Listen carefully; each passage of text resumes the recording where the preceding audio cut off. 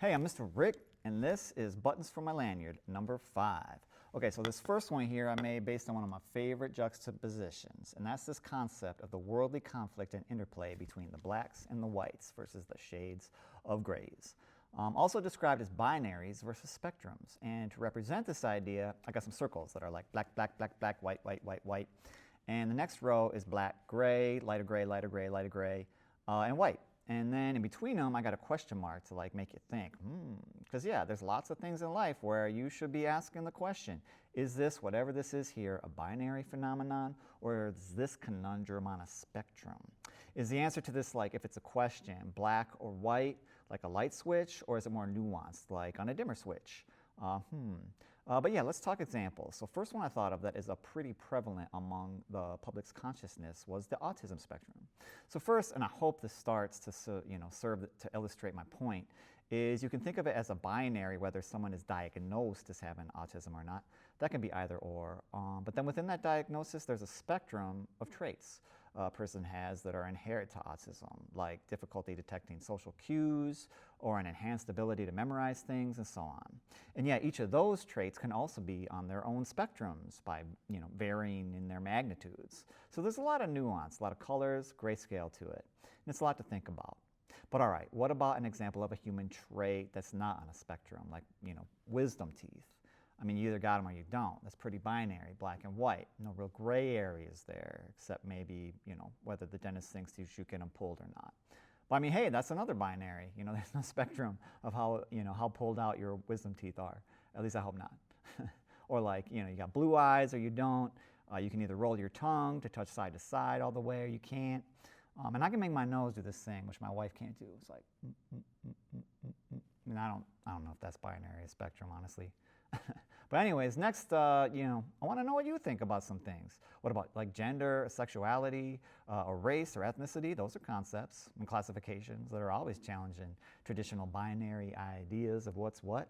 So yeah, what do you think are spectrums and binaries concerning gender, sexuality, race, ethnicity, maybe religion too? Why not? Health, wellness. I mean, maybe press pause real quick. Seriously, press pause and think about some of those things. Daydream a little.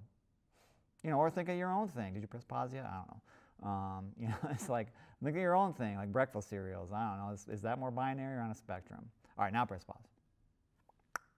All right, we're back. All right, next, what about politics? Like when someone, sometimes people frame politics as left versus right binaries. But a lot of times it's not like that. A lot of times you can have spectrums.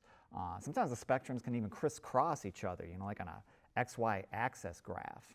I'm talking about like, have you ever seen that graph on the socials that charts where people might be on their economic politics, but also their physiological politics? Like, I mean, how much you think the government should be involved with your bodies, as well as, how much people should be involved, the government should be involved with your money on the different axes. But like even with that, it's like, well, what part of your bodies and how much of your money's?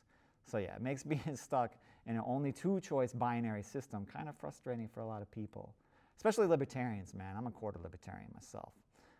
But yeah, watch my Republibat vlog about voting systems and making space for everyone's political preferences if you're interested in hearing me talk about that a lot. But anyways, moving on, last for this button, if you want your mind blown, let's think about the electromagnetic spectrum, right? So did you know that only like 0.0035% of that spectrum is even visible to the human eye? And that's kind of an abstract, tiny percentage, but think of it like this. Dodger Stadium in LA, California, okay? Out of all those seats of people watching baseball, only 2 of those seats are visible light that we can see.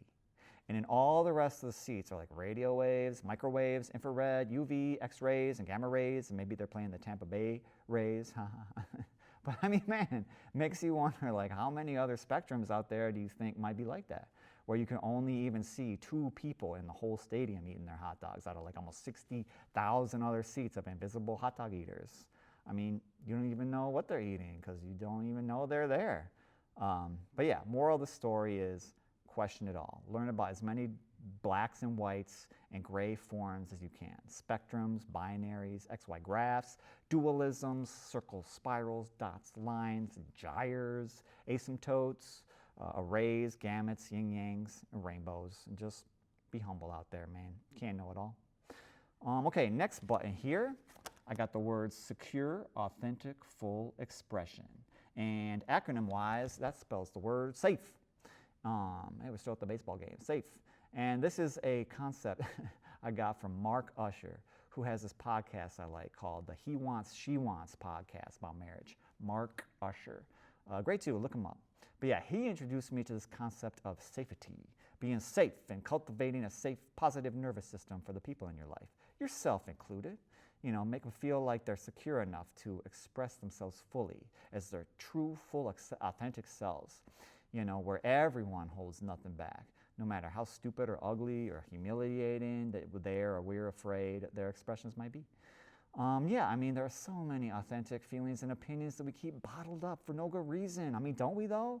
Or like expressions that we filter through our fears of being misunderstood or rejected by our friends and family or strangers or whoever.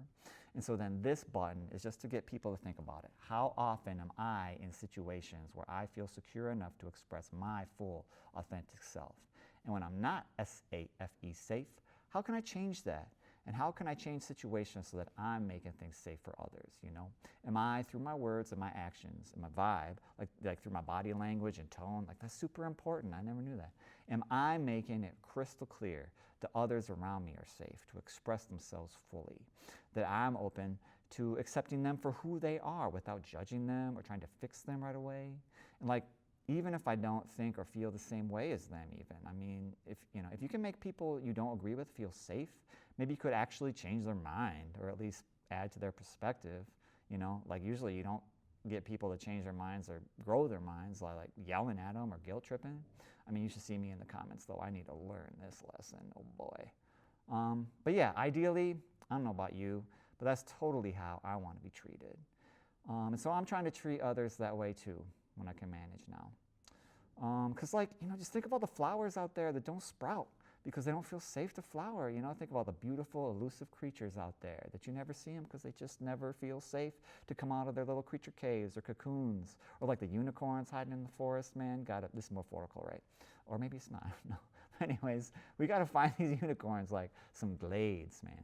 Wide open glades, man. Got to make safe, sunny glades in the forest for everyone, where people are safe to express their full, authentic selves, no matter how dark or dumb or silly or ugly their expressions might be. Because you got to make space for it all if you want the beautiful, excellent, awesome stuff to shine through. All right, y'all. That's buttons for my lanyard, number 5. Thanks for watching.